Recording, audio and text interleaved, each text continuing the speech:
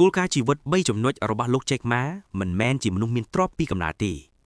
គាត់ជាគ្រូបង្រៀនភាសាអង់គ្លេសធម្មតាម្នាក់ដែលធ្លាប់ត្រូវបដិសេធពីការងារជាង30ដងតែជីវិតគាត់បានបង្ហាញថាបើអ្នកមិនបោះបង់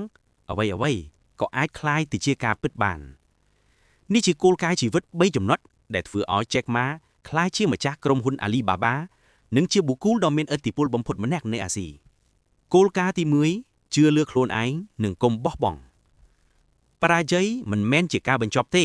តែជាវគ្គសិក្សាថ្មីមួយ Jack Ma បាននិយាយថាខ្ញុំត្រូវបានបដិសេធពី KFC ពីធនាគារនិងពីក្រុមហ៊ុនជាច្រើនប៉ុន្តែខ្ញុំមិនឈប់ជឿលើខ្លួនឯងឡើយគាត់បានបង្រៀនថាការជឿលើខ្លួនឯងគឺជាអំណាចដ៏សំខាន់បំផុតបើអ្នកជឿថាអាចធ្វើបានទោះបីពិភពលោកមិនជឿអ្នកក៏ដោយអ្នកនឹងរកឃើញផ្លូវជោគជ័យផ្ទាល់ខ្លួនគោលការណ៍ទី2ប្រឹងប្រែងជានិច្ចនិងធ្វើការជាក្រុម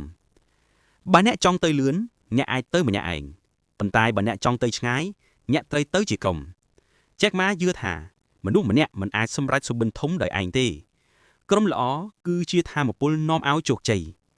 នៅក្នុង Alibaba គាត់បង្រៀនបុគ្គលិកឲ្យគោរពគ្នាជឿលើគ្នានិងចែករំលែកគំនិតជាមួយចិត្តបើកជោគជ័យមិនមែនជារឿងសាមញ្ញទេតែបើអ្នកមានក្រុមដូចជាគ្រួសារមួយអ្នកនឹងឈានដល់អ្វីដែលមិនគិតថាអាចទៅដល់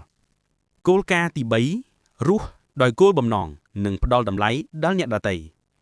អាជីវកម្មពិតប្រាកដមិនមែនគ្រាន់តែរកប្រាក់ទេ